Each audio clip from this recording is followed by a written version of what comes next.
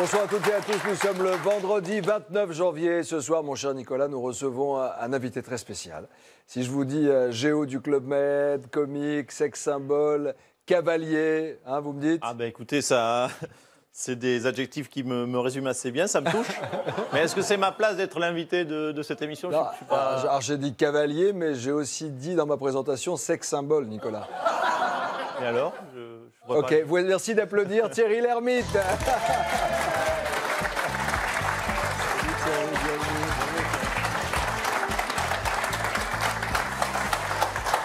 Non, parce que Thierry, il est un peu jaloux quand on reçoit des cavaliers, oui. Quand on reçoit des gens qu'on a dans le ciboulot, mais qui sont aussi talentueux. Un éthologue, vous êtes aussi éthologue. Éthologue, oui.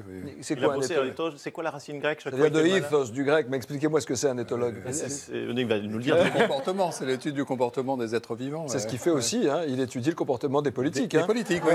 C'est vrai, c'est pas loin. Alors, pour une fois, il a une bonne réflexion. Là. Thierry, le syndrome de l'Écossais, c'est la pièce dans laquelle vous jouez au Théâtre des Nouveautés, aux côtés notamment de Bernard Campan, mais aussi de Christiane Millet, de Florence Darel. Ça commence comme un dîner de copains.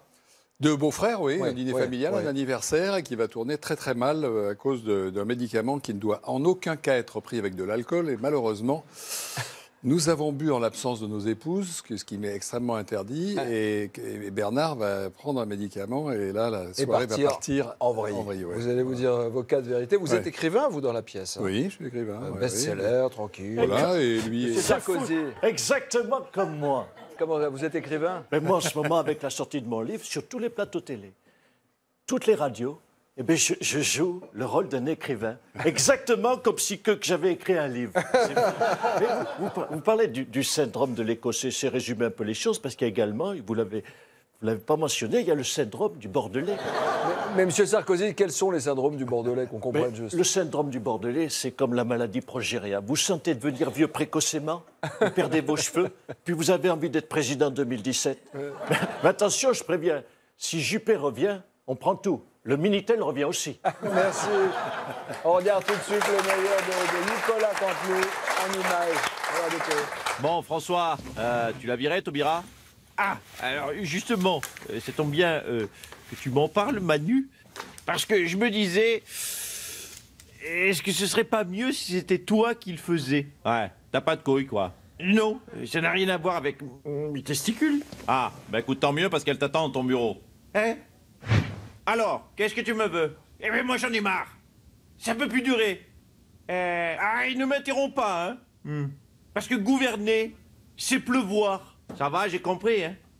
Ah, mais si t'as compris, c'est super, parce que je savais pas comment te le dire.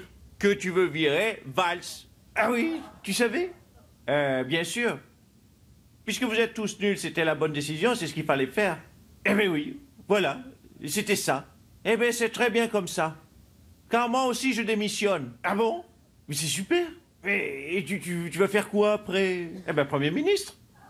Puisque tu vires Valls, je prends sa place. Alors, qu'est-ce que tu en dis? Eh bien, bienvenue à Matignon, Madame la Premier ministre. Et je te vire en 2017. Le syndrome de l'Écossais, une pièce très drôle, mais qui pose aussi quelques questions sur le sens de la vie, mais on rigole surtout. Vous avez des crises de fou rire depuis le 15 janvier? Ça commence, au début non, parce que la tension du début, pas vraiment, puis ça y est, ça commence à... oui, je crains les semaines qui viennent. Moi, c'est pareil au début. François Hollande? Au début de mon quinquennat, j'étais tendu, mais maintenant, des crises de fou rire, j'en ai très régulièrement. Nous aussi, avec vous. Vous savez, j'ai des questions existentielles, je suis pas étranger, ces questions. En ce moment, je me pose la question d'échoir hors note d'échoir. Oui. That is the question. Oui. Et alors, parlez bien anglais. Puisque nous avons Thierry Lhermitte ici présent, j'aimerais lui dire toute mon admiration, bien sûr, et que j'apprécie sa filmographie, en particulier un film qui m'a touché.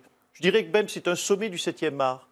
Et pour moi, il y a deux grands films des 50 dernières années, c'est Citizen Kane et Quai d'Orsay. Ah, formidable Quai d'Orsay. Ah oui, Quai d'Orsay, le film de Bertrand c'est un sommet. Vous jouez le ministre des Affaires étrangères, oui. Mais vous dites ça parce qu'il y a Julie Gaillet aussi dedans ou pas? Quoi? Ah oui, elle joue de... Ah oui, la belle blonde, là, j'avais pas... Faudrait que je regarde, je revois le film.